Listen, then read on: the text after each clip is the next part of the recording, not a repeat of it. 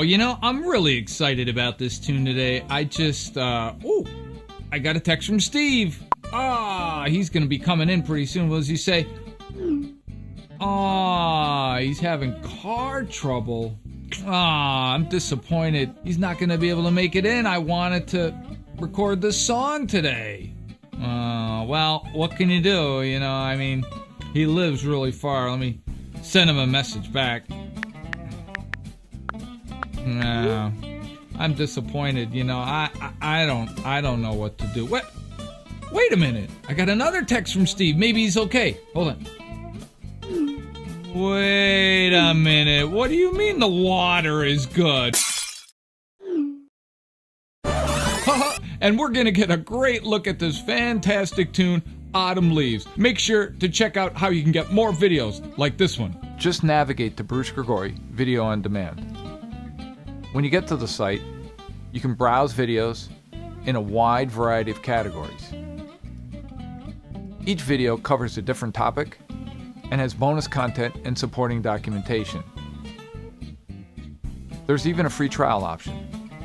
Don't forget to use your promo code to get a discount off your first purchase. And the link for that promo code is in the description down below. Now, if you dig the video, throw it a like, hit the subscribe button, and don't forget to hit the bell notification because that's going to let you know every time I upload a new video. Of course, the channel releases new videos on every Tuesday and every Friday. So let's get started. Dig it! Autumn Leaves, man, this is a great jazz standard written by Joseph Cosma. Of course, the English lyrics were Johnny Mercer, and it was a fantastic tune when it first came out. Now, this is a popular tune amongst all jazz players and one that's common on the gig. Of course, reason being the classic melody. Let's give it a listen.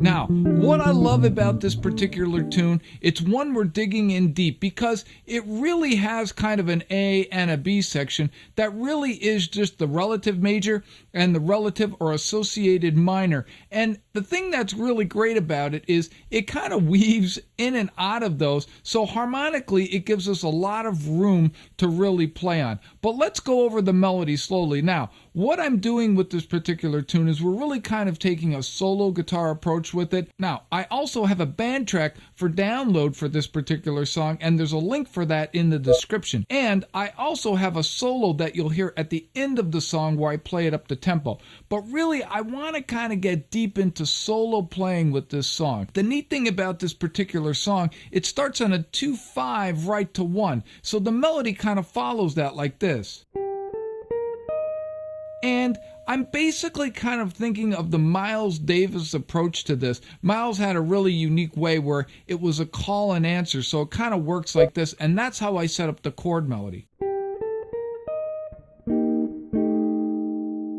And then we go right to basically the 1 and the 4. Now, one of the things I learned how to do when playing solo guitar is using shell voicings. So let me show you that again and how I approach it. So I'm just using the inside of the chord, and then I follow it down. And the melody again. And there is that flat 9 chord that we talked about in Mr. PC. Usually when we're using a minor chord and we want to move it to the next minor chord, we use that flat 9 chord. And that brings us motion-wise right back to C. And then the melody repeats.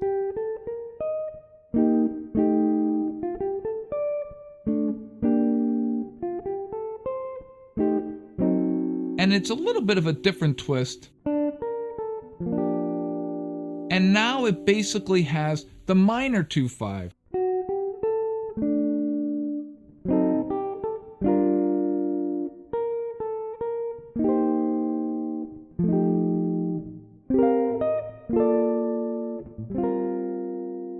And then here I'm basically using a Joe pass technique, where Joe is really famous for taking minor 7 flat 5s and kind of bringing them up a minor third. And that's a great harmonized line. Joe would really be proud of this one. And then, and just two inversions of that G minor 7, then another minor 7 flat 5 to a flat 9.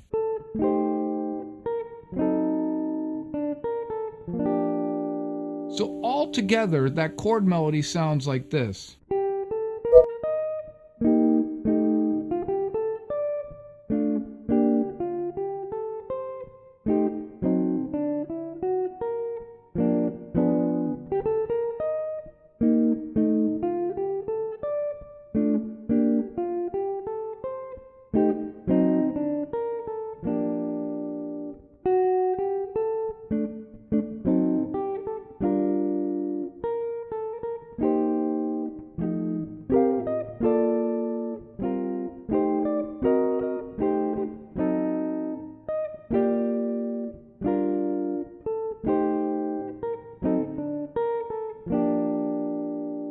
And that's the entire chord melody. Now, I've had a couple questions about that on the channel, and here's my take on it. When a chord melody is developed by a player, it's really kind of personal. It's like an intro or an ending and the chord melody part.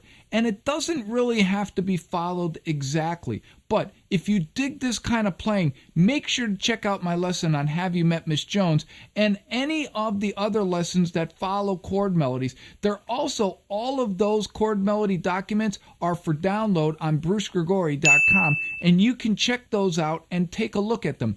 They're really references, in my opinion, and that's a way where you can get your idea about how to play chords and how to play melodies in that juggling fashion. And that's one thing that Have You Met Miss Jones and that lesson will teach you, the whole concept of juggling. And what is that? A quick review. Really, it's about playing chords, melodies, chord melodies, and bass lines, and really in rhythmic approaches, and it's all of that together. So really, you're basically weaving in and out of those. Let's give that a listen.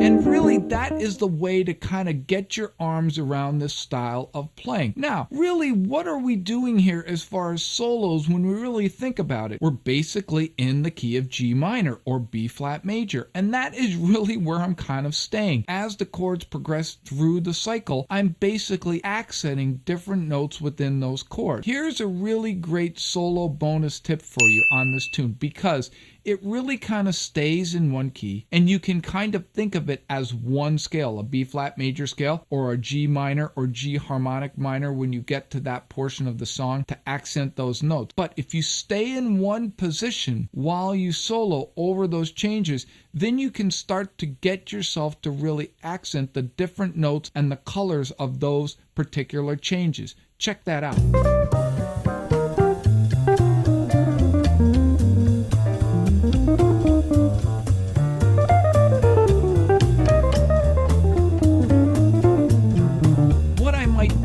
Is I might stay in just this position if I was blowing, and something like this.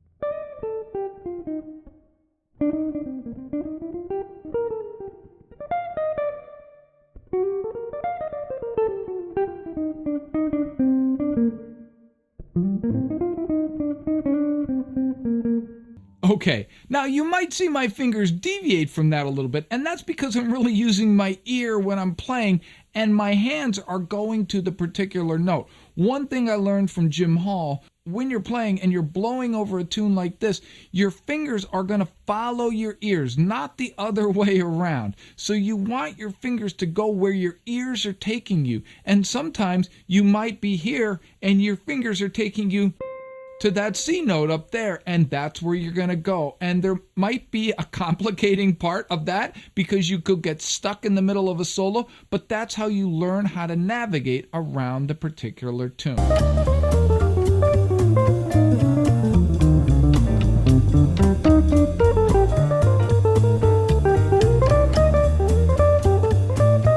Dig it.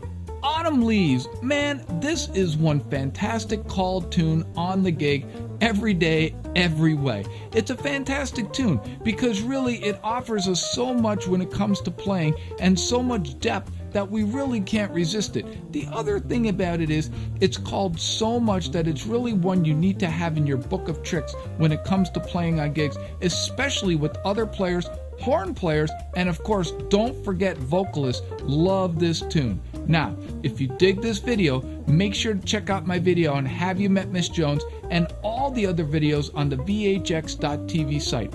Of course, the channel releases a new video every Tuesday and every Friday.